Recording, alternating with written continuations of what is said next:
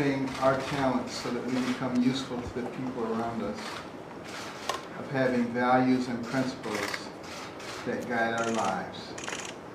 These things we ask in your holy name. Amen. Thank you very much, Ben. That was very nice. Thank you. It's great to have everybody and have a little meeting. We're going to go over deregulation and some other things. If you'd like to stay, you're certainly entitled to. Today's cabinet meeting will focus on my administration's historic and unprecedented effort to remove job-killing regulations. They have been put on our country at a level over the last 15 and 20 years like nobody's ever seen before. More in the last 10 years than we had in every year put together. We have eliminated more regulations than any administration ever, even though it's substantially less than 2 years that we're here. We're lifting the crushing federal burdens on farmers, ranchers, factory workers, energy producers, and businesses of all types. Along with our massive tax cuts and powerful trade policies, which you're seeing every day, the deals we're making are unprecedented. Great deals. This regulatory rollback has helped to unleash an economic miracle. Jobless claims are at their lowest in more than 50 years.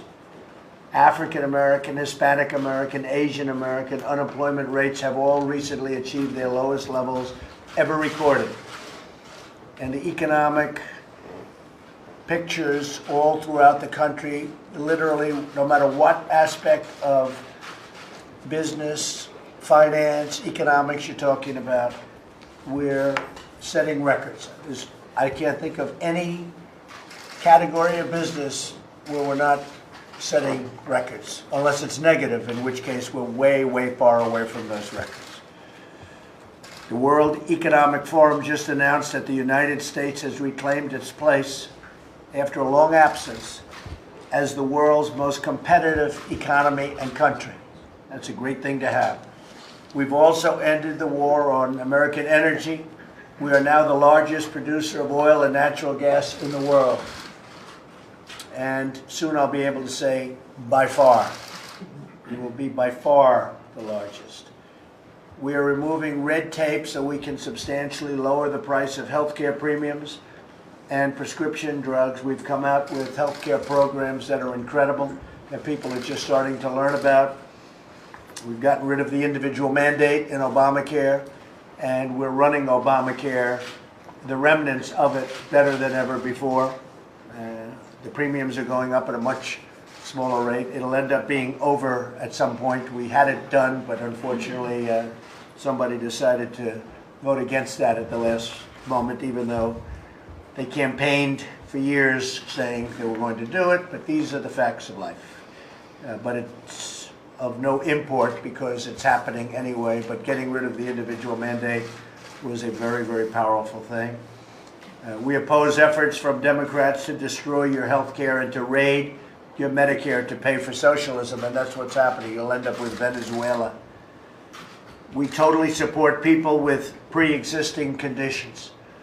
We have a tremendous level of talent, and we're doing a lot of work on pre-existing conditions. The Democrats will never be able to pull that off. I will be asking every cabinet secretary to continue identifying and removing every needless, wasteful, and job-killing regulation that remains on the books. And while we've set a record, even though it's a short period of time, we've set a record, no president or administration has cut nearly as much. There are many, many left to do. And it will not hurt safety, it will not hurt health, it will not hurt anything. It will get things moving faster. We have tremendous potential. Our country has tremendous potential. And a lot of it was held up by exactly what we're talking about. To stop offshoring and outsourcing, we're also fixing America's horrendous trade deals. You know all about that, the deal with Canada, with Mexico, with South Korea. We're in a position where we're in very good shape with China. China wants to make a deal, and I'm just saying they're not ready yet. I told them, you're not ready to make a deal yet. And I don't blame China. I blame the people that were in charge of running our country for allowing that to happen. China was taking out $500 billion a year and more. And that should never have been allowed to happen. But likewise, other countries are at a much smaller level, or everybody does well against the piggy bank, and we're stopping that. We want fairness, and we're going to have fairness. So the USMCA has turned out to be a deal that's been incredible for our farmers, for our manufacturers, for everybody. It's going through the process now. It's been approved by Mexico, been approved by Canada. And likewise, the deal, as you know, in South Korea, that was a deal made by the previous administration. It was unacceptable. It was so bad. It was unacceptable. It was a tremendous drag on this country, and we've changed it, and now it's a very good deal for our country. So that's what we're here, and I think what we'll do is we'll start on the regulation aspect by asking Director Mulvaney to give you an update as to exactly what's going on. Where is Nick? Thanks, Mr. President. I'm just going to give a real quick summary because I know we're going to hear from individual cabinet members. I want to give you sort of the top line where we are over the last 2 years. As I mentioned in the Oval Office meeting we had with the various industry and community leaders just a couple minutes ago, it's been a tremendous success. You remember when we first got here, you gave us some goals, which is that we wanted 2 old regs off the books for every new 1 reg that went on. Last year we did 22 to 1. This year we did 12 to 1. Don't let that mislead you. We actually did better this year. 176 regs off the books this year. That's dramatically more than last year. You also gave us a goal of no new regulatory burden. So if you're going to add $1 of burden over here, you had to go and find $1 worth of savings over there. Last year I think we did about $9.5–10 billion worth of savings. This year, 23. Where does that put us in comparison to where the Obama administration was in its last year? On the right-hand side, you'll see in the last year of the Obama administration, they saddled this economy with $216 billion worth of costs from new regulations, and that's just in the last year. Okay? We've reduced that burden by $33 billion in our first 2 years. So everything is pointed in the right direction. You're going to hear from a lot of folks here. You're not going to hear, I get a chance to hear from everybody, but HHS has done tremendous work on reducing paperwork. Commerce has done some really, really good work on fishing. The VA has done some work in technology that is saving veterans real money in terms of now they don't have to drive someplace, they can get some of their benefits through technology. Real savings for America's veterans. Labor, one of the big things I don't think it's nearly enough attention is this associated health plan works that Labor has been doing this year. Across the board, Mr. President, it's probably one of the biggest successes we've had as an administration. Doesn't get the attention it deserves. That's probably understandable. It's just not as glamorous as things like taxes and energy. But getting rid of the small stuff over the course of time makes a big, big difference. I think it's one of the reasons you see, Larry's going to talk later on today about the economic prosperity. This is a big reason for it. So it's been a huge success. That is a big factor. Thank you very much, Mick. Secretary Zinke, thank you. Thank you, Mr. President. You issued executive order on reducing regulation and controlling regulatory costs. The actions Department of Interior has taken, we've withdrawn since 2017 over 150 proposed rulemakings from our regulatory agenda. We've also finalized no less than 19 regulatory actions in 2018 to include eliminating the BLM hydraulic fracking rule, revising the 2016 BLM venting and flaring rule to allow beneficial use and collection. Also issued guidance on BLM compensatory mitigation, which in some cases was tantamount to extortion. The results have been that the regulatory actions have resulted in a roughly about $2.5 billion in net present value savings, and those billions of dollars are without removing environmental safeties, but we have increased reliability, we've increased safety, and environmental stewardship. Your executive order on promoting energy independence and economic growth. Actions Department of Interior has taken. We've cut burdens on domestic energy. We've held 20 offshore leases so far in 2018, with more scheduled. The largest lease in the history of this country in the Gulf. We've reduced oil permitting times from over 4,500 oil and gas permits, bringing it down to 90 days or less. The results have been unprecedented. Our oil production has increased on federal lands, and then we support a total U.S. oil production at an all-time high. We are well over 11 million barrels and on our way to 14 million barrels a day. Recently, we had an onshore lease sale in New Mexico that generated the most revenue in the history under your administration, sir, and leadership. Nearly $1 billion in lease in less than 48 hours. We've also had the offshore energy safety record. This is being done is the record for being the most safe on offshore, because we believe in best technology, best science, best practices that increase safety, environmental stewardship, and reliability. In short, Mr. President, unleashing the potential of American energy in all its forms is estimated to be $20 trillion in unrealized wealth and 2.7 million new jobs.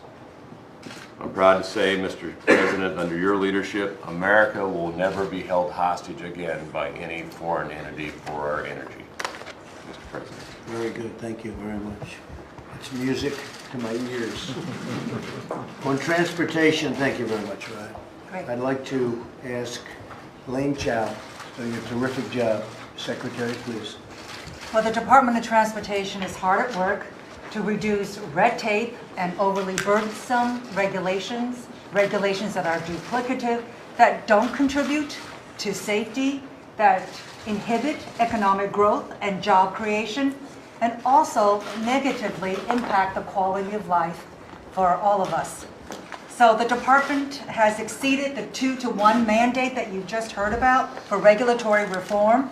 In fiscal year 2018, the Department of Transportation withdrew 23 regulations that didn't make sense, that were nonsensical, that were overly burdensome, that were basically red tape.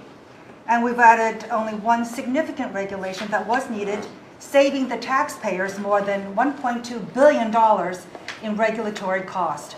Compare this with prior to this administration, out of the Department of Transportation alone, annually, the amount of regulatory cost enacted by the Department of Transportation in the previous administration was $3 billion annually.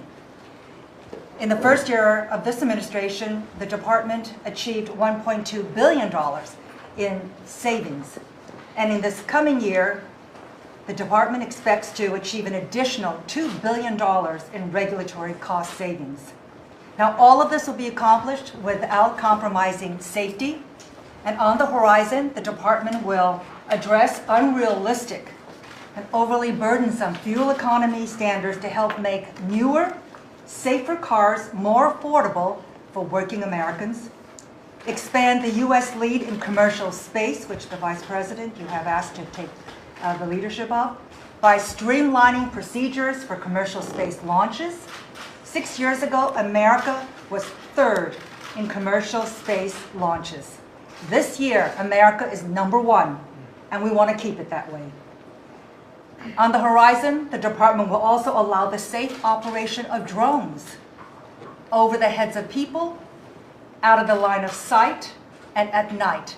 And we are looking at pilot programs that will give us more information with which to allow this rather than individual case-by-case waivers for a drone population that is now 1.2 million as of August 12th of this year. We also want to streamline the permitting for the safe transport of LNGs, which is again vital to our country's energy independence, which Secretary Zinke talked about. So that is my report. Thank you. That's great, and I think one thing very important, roadways and highways were taking forever to get approved. And we've cut them down many, many years, and ultimately, maybe we'll get down to 1, but we are getting very close to 2. And in some cases, you know many stories where they're 21, 22 years, 18 years, 19 years to get just approvals. And in many cases, they don't get approved. After spending tens of millions and hundreds of millions of dollars on the approval process. In many cases, they don't even get approved after so many years. So we're down to 2 years. We'll very soon be down to 2 years, and maybe we'll even do better than that. And they may not get approved, and that's okay too, but at least you're going to know if it's not going to happen. Secretary Perdue, Agriculture, please. Yes, sir, Mr. President. As a businessman, you instinctively knew that the regulations that we had imposed upon our American economy had just deflated them and created a lack of hope and spirit. It just killed the American entrepreneurial spirit. And that's what you did. You talked about tax policy, this deregulatory environment, and the trade policy that you've done. And agriculture has benefited from that as well. Our American citizens own millions and millions of forest land out here with the U.S. Forest Service. We're making forests work again. Over the years, these communities have been depleted and decimated because we took away their jobs, we wouldn't let them cut their trees, and you've seen what happened. You've talked about the forest fires. Now we're permitting and cleaning up these forests so it will reduce the threat of forest fire as well as creating jobs in these communities. We're all to do that in California, by the way. Yes, sir. California's a mess. We're giving billions and billions of dollars for forest fires in California. There's no reason for those fires to be like they are. They're leaving them dirty. It's a disgraceful thing. Old trees are sitting there rotting and dry. And instead of cleaning it up, they don't touch them. They leave them. And we end up with these massive fires that we're paying hundreds of billions of dollars for to fix, and the destruction is incredible. So I think California ought to get their act together and clean up their forests and manage their forests because it's disgraceful. What's happening should never happen. I go all over the country and I meet with governors. The first thing they say is there's no reason for forest fires like that in California. So I say to the governor or whoever's going to be the governor of California, you better get your act together because California, we're just not going to continue to pay the kind of money that we're paying because of fires that should never be to the extent. They were telling me in a couple of states, I won't even mention their name, it's like a flash. Some grass will burn, it'll be over in minutes. They'll lose 2 acres, 3 acres. At the most, they won't even lose that. And here we are with thousands of acres and billions of dollars every year. It's the same thing every year. And they don't want to clean up their forests because they have environmental problems in cleaning it up. It should be the opposite, because you're going to lose your forest. You're losing them. But it's costing our country hundreds of billions of dollars because of incompetence in California. So the people, I'm speaking now for the people of California, they don't want to see this happen. They're getting destroyed. And it's hurting our budgets, it's hurting our country, and they just better get their act together. I'm sorry. Go ahead. Well, Director Mulvaney hit on a good point earlier. It's this myriad of these kind of things that give the public the optimism for this economy that keeps fueling that. I'll tell you a cute story that you will appreciate it. When you were elected, a childhood friend of mine was telling his granddaughter about that and the USDA and what we did regarding school lunches. She said, "Good, I hope President Trump can make school lunches great again." And so, and that's exactly what we're doing. We're not feeding the trash can any longer, right. But we're trusting these professionals to Big make difference. nutritious meals for these kids out here that they want to eat. I hear it's a big difference. It is a huge difference. So, and then obviously another on nutrition, we're empowering able-bodied adults who can work without small children to remove these waivers that states are using to bypass the ability to work and provide for self-sufficiency for families in that regard, along with removing and creating entrepreneurial activities over new technology and agriculture. Thank you, sir. Great job. Thank you very much. SBA, deregulation, a woman who's done a fantastic job, and I appreciate it. Linda, please. Thank you very much, Mr. President. I want to thank you for your leadership on the economy. You know, you have such a common sense approach to job creation. The bold approach you've taken toward modernizing the regulatory system. It's been a priority in this administration from day one, and I'm absolutely convinced the sustained focus on eliminating outdated job-stifling regulations has been a major contributor to the economic growth that we're experiencing. You know, the regulatory environment for small businesses especially, you know, according to a report from the Council of Economic Advisors. Small businesses pay more on a regulatory compliance basis per employee than large businesses do. $11,700 per employee per year for small businesses. That's money they'll never get back to invest in hiring more, raising wages, investing in their companies.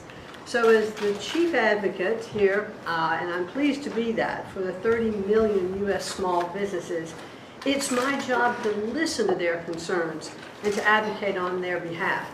You know, I can so appreciate all of the secretaries this morning who have talked about all of the deregulations that are happening in each of their departments, because I get to go out and visit with these small businesses all over the country. I've visited with hundreds of businesses over the last year and a half in 43 states. And I get to personally see that enthusiasm that businesses have and how appreciative they are with the job, with tax reform, regulatory reform. And so they're hiring. This morning I brought Chip Kovac from Youngstown, Ohio.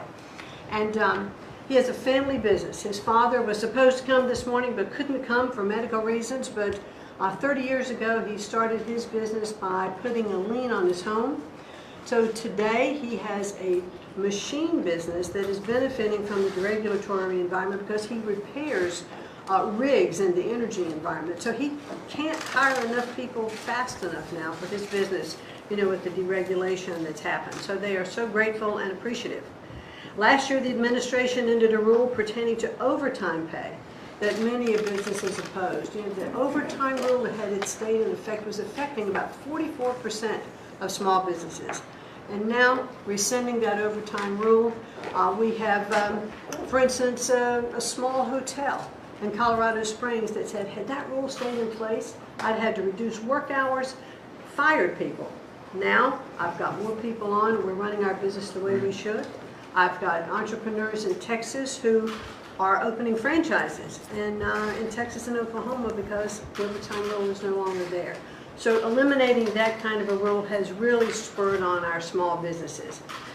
So I am grateful that the SBA also, in accordance with your executive order, we reviewed all of our rules and we will seek approval of eliminating about 7% of the regulations that SBA has. So I know that what we've done here at SBA has occurred many times across many agencies represented in the room.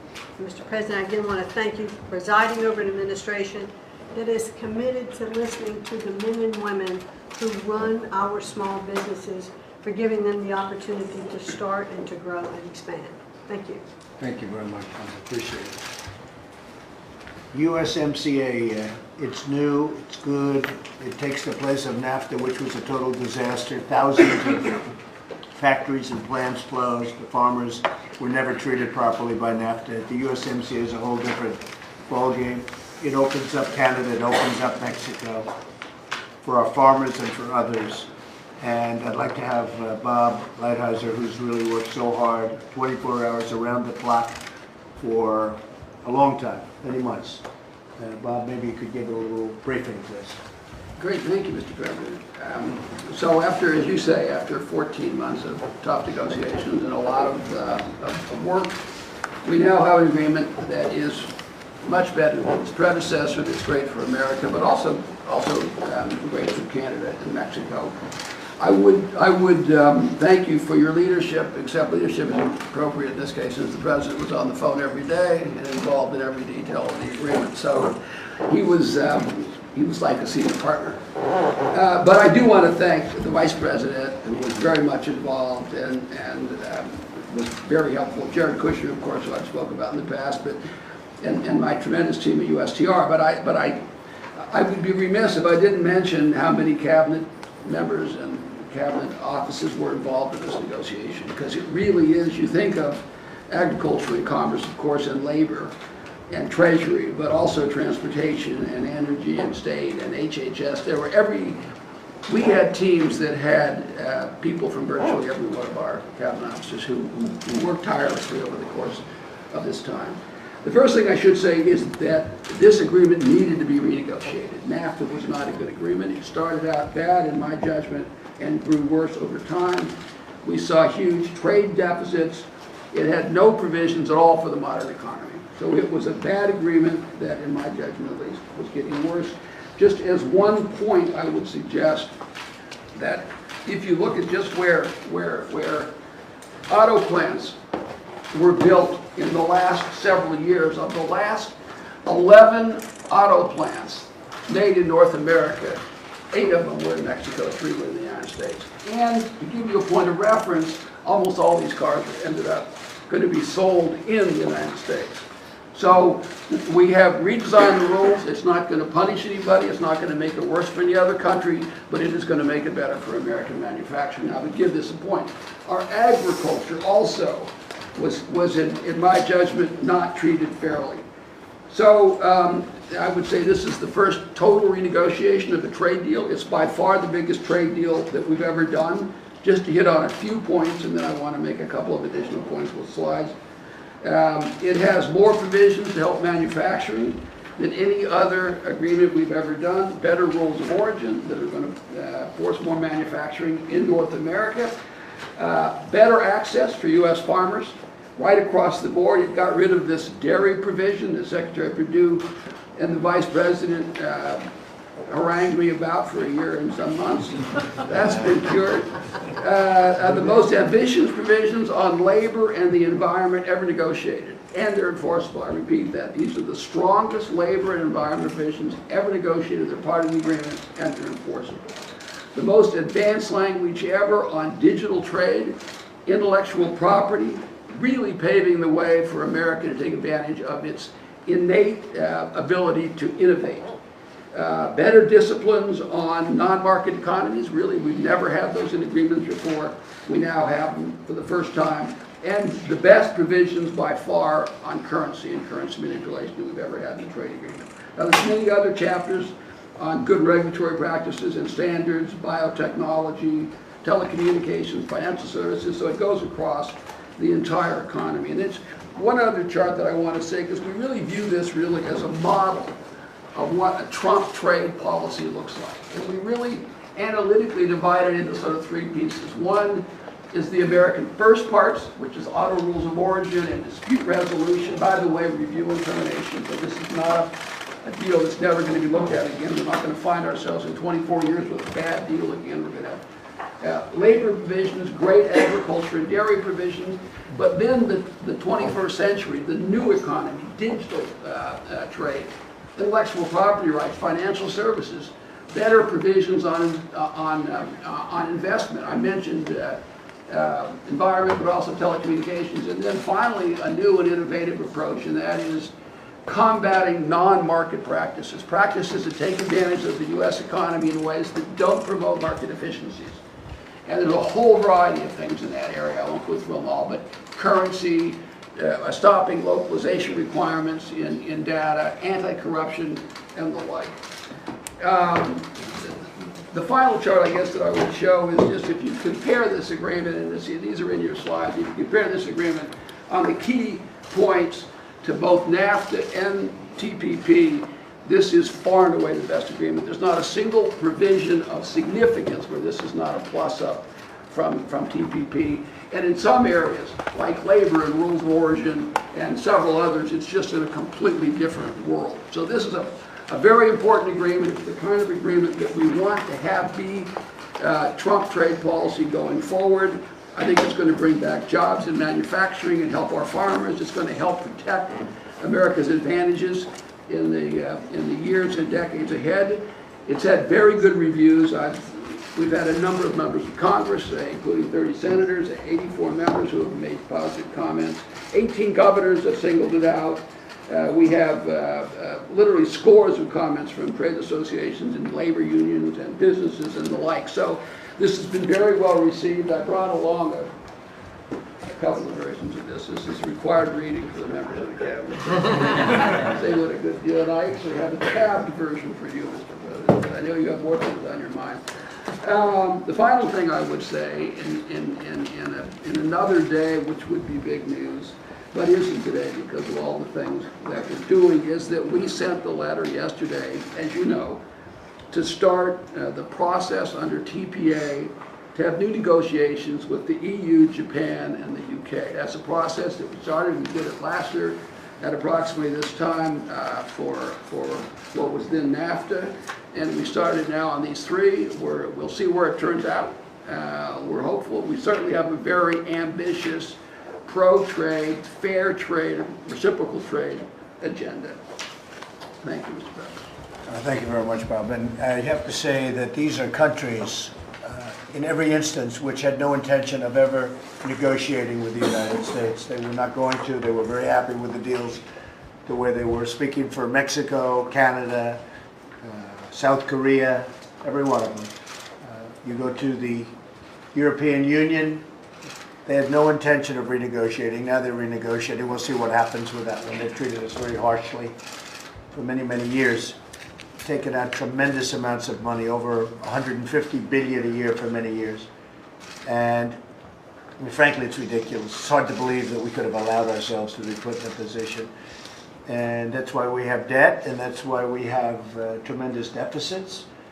And on trade, as an example, almost $800 billion a year has been lost for many years in our country. 800 billion is not even a conceivable number. So we're negotiating, and again, they wouldn't negotiate at the beginning. I said, that's okay, you don't have to negotiate. I said, why aren't you going to negotiate? Because we're very happy with our deal. We're extremely happy with our deal. I said, but I'm not happy with your deal. And I said, that's okay, we're going to put tariffs on every product you sell to the United States. And they said, we would like to negotiate immediately.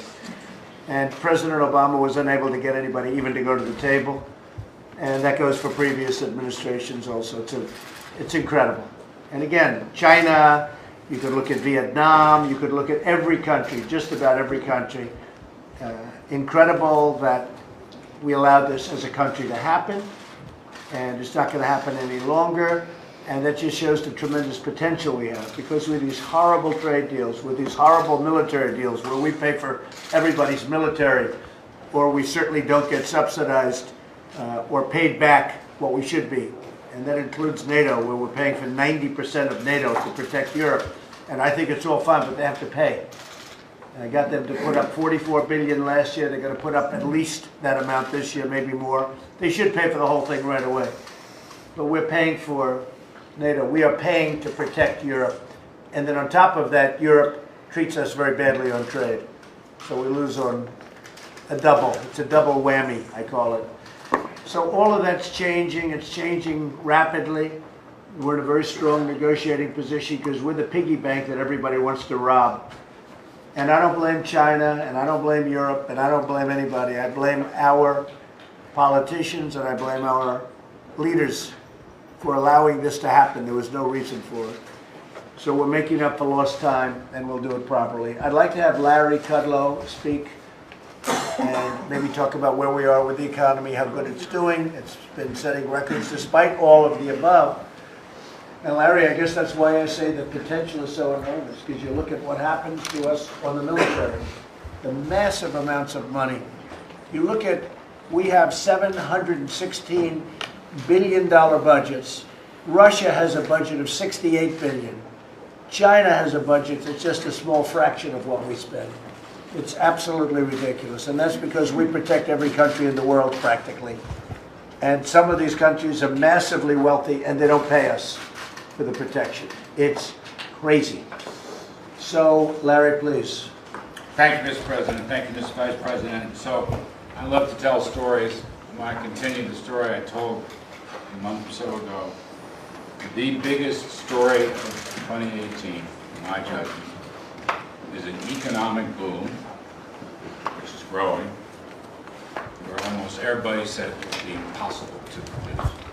The boom is growing. Sir, this is the, pardon the phrase, Kudlow word. This is the growthiest economy in over 20 years, and will get growthier in the weeks and months ahead. Where's Sarah? So I get that. Some new bullets, some new important bullets. Bullet. You mentioned this at your opening. U.S.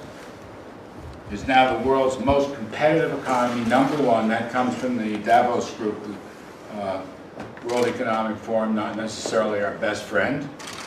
#1, U.S. hadn't been #1 in that survey since 2008, a long while ago. Bullet 2, more job openings than unemployed, remarkable number. From the so-called JOLTS, 7.1 million job openings, a little over 6 million unemployed, the gap is 900,000. There's a lot more we can do. Success breeds success. Good business will bring these people back in. Higher wages will bring them back in.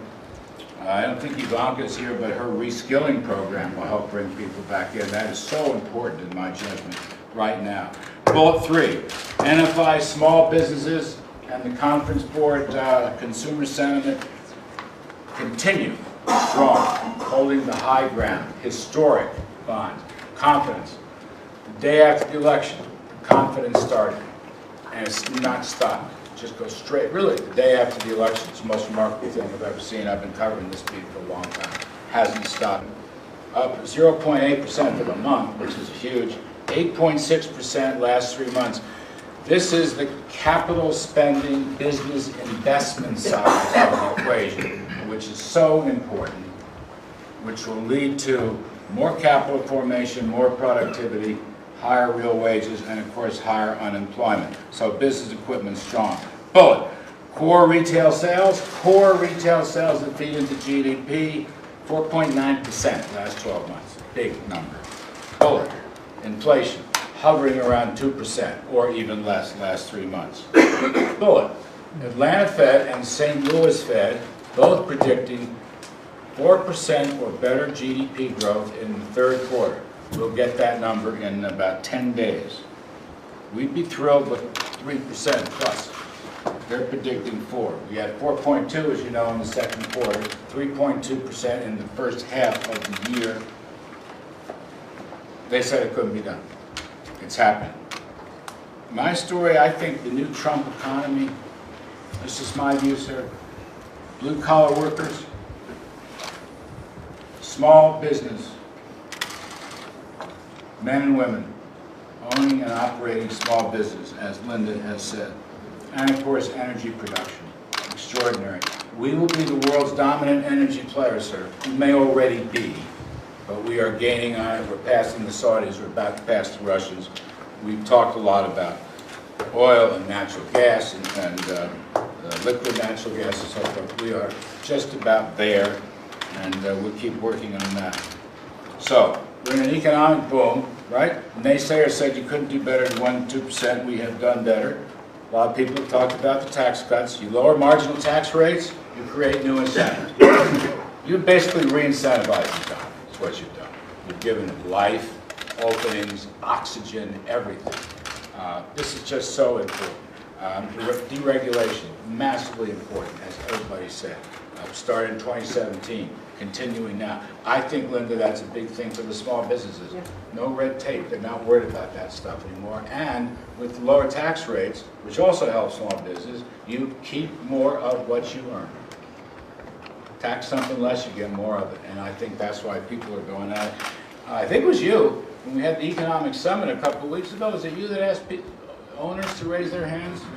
Somebody did. Anyway, 85% of the people in that audience own small business. And I'm just sitting there and the light bulb went off. It's the new Trump economy, along with the renaissance in blue-collar workers. And I want to echo Bob Lighthizer. I think the trade reform is contributing to this growth. I think the USMCA was pro-growth. Tremendous opportunities, market openings, farmers, manufacturing, financial services, protecting intellectual property, financial services. Anyway, it was a good deal. I agree. And it's going to be pro-growth. We're already seeing some of the benefits of this. Sir, I think you've basically ended the war on business. You've ended the war on success. And that's where this confidence and optimism is coming from. That's what I think you did. We are increasing, just hang with me for a minute. This is no one shot, what people are saying is sugar high. That is nonsense. This is not about pouring money into the economy the way our predecessors did unsuccessfully. This is an incentive model across the board which will increase the economy's potential to grow. That's what we're doing. And that's why we will be growthier than any year, I don't know, I'm saying the last 20 years. It could be greater than that. And I want to make a second point. If you increase the economy's potential to grow and you're putting out more goods and services, that can't be inflationary. In fact, it's counterinflationary. And another related point, with a 3.7% unemployment rate, more people working and prospering cannot be inflationary. It's a good thing, not a bad. Various econometric models and various institutions notwithstanding, they are wrong. More people working and prospering is a good thing. We haven't seen it in a while. Wind up, just a couple more bullets to illustrate what I think are my points. We've seen the biggest rise in blue-collar employment. Biggest rise in blue-collar employment since 1984, when I was still a Cub Scout working for President Reagan, going back to 1980. Blue collars, sir, blue collars. Second, low-skilled and blue-collar workers are getting faster wage increases than the white-collar at the top. This is something very new and different, okay? The middle and low end is outpacing the top end. I'm not against the top end. I love success. I'm just saying there's a catch-up going on in this country, which we have not seen in a very long time. Lowest paid Americans, 5% increase in weekly earnings in the second quarter. 5% increase. All workers, 1.7. In the retail sector, retail service sector, okay? 3.8% increase. Professional services, only 3%. And of course, the unemployment rate is 3.7%. So we are hitting all cylinders across the board. People are not getting left out this time around. Everybody's coming in. And we're going to see more of that as we employ. So tremendous optimism, tremendous confidence.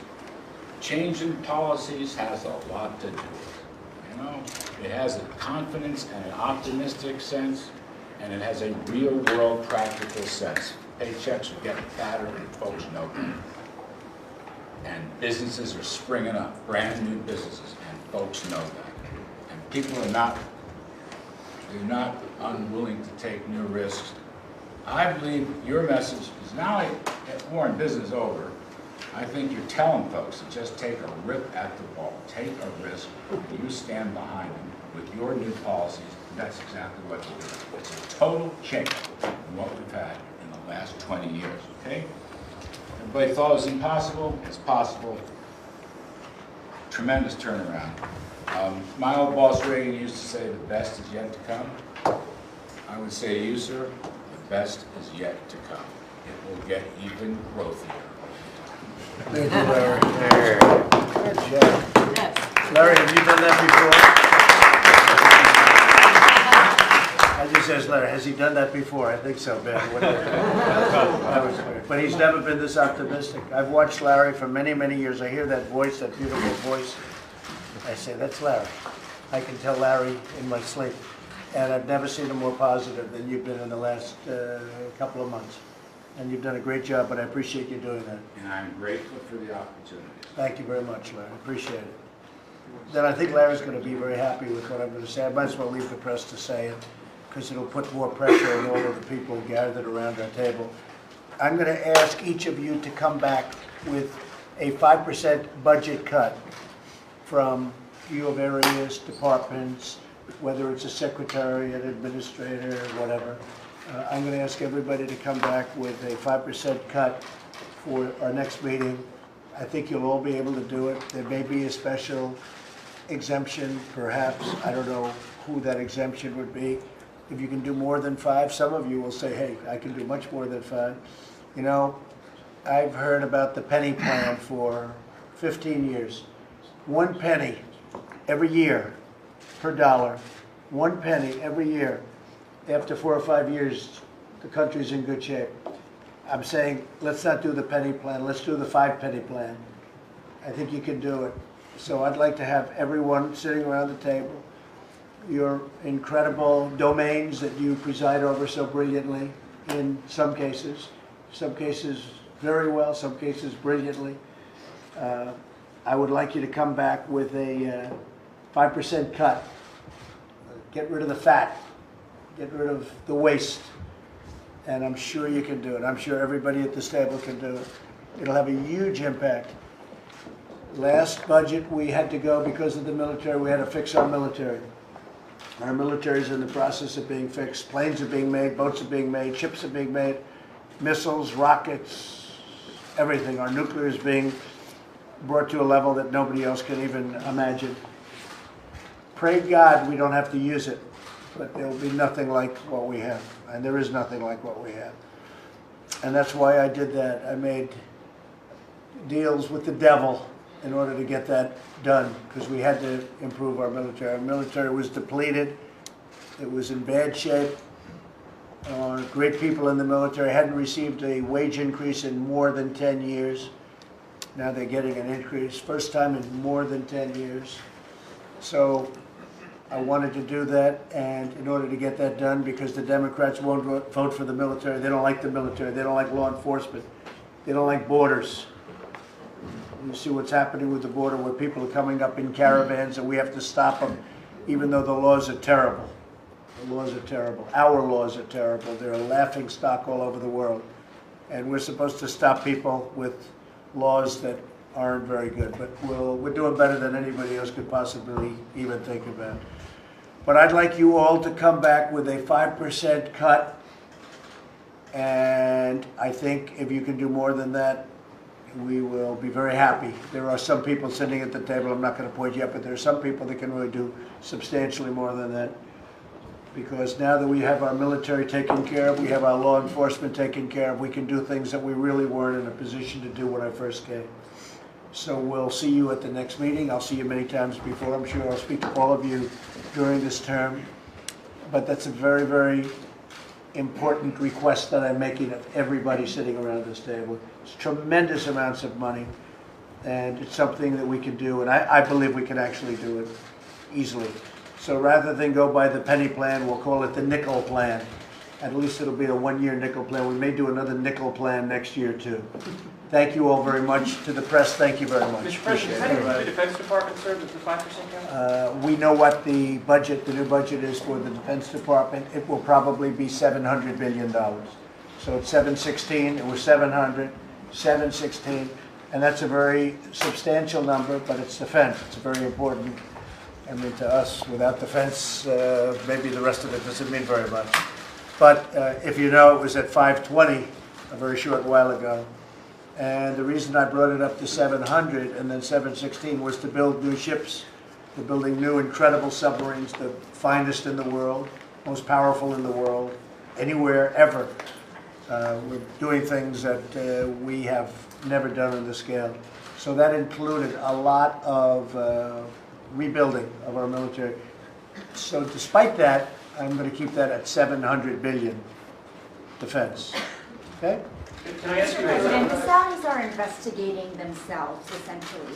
What do you think about No, they're great, very talented people. They're not investigating themselves. They're going to cut costs. These are all talented people. They have now been here long enough to be able to do this. They are, it's a great group around this table. It's a great group, and they'll be able to do it. And when you add this and couple this with what Larry Kudlow said about how well we're doing, where is Larry? Here he is, sir. I mean, Larry has to be very happy when he hears this. You didn't even expect this, right? Did you expect this, Larry? It's actually happening bigger and faster than I thought. Yeah. I mean, this is part of it. This is all part of it. I just couldn't do it last year because of the fact that we had to do our military. Our military was in really bad shape. I'm talking You had about planes. Mr. You had Khashoggi. planes that couldn't fly. You had military that was really in a ridiculous situation. So that's what we had to do. So what they're doing is they're doing it themselves. Okay, any other questions? I'm sorry, Steve, go ahead. You said that the Chinese want to make a deal, but You told them they're not ready. I told them they're not ready yet. No, because they've made too much. We have rebuilt China, just so you understand. Our country has rebuilt China with their hard work and genius also. But how our country has allowed itself to lose $500 billion a year and much more than that is ridiculous, So it's hard for them to do a deal because they've had it so good for so long. It's a very hard thing for them to do. But we have a very good relationship with China. I have a great relationship with President Xi. And I think you'll see something happen that's going to be good for both countries, okay? Thank you all very much. I appreciate it. Thank you. Thank you. Ran wrong about Mohammed Hassan. Thank you very much. Thank you.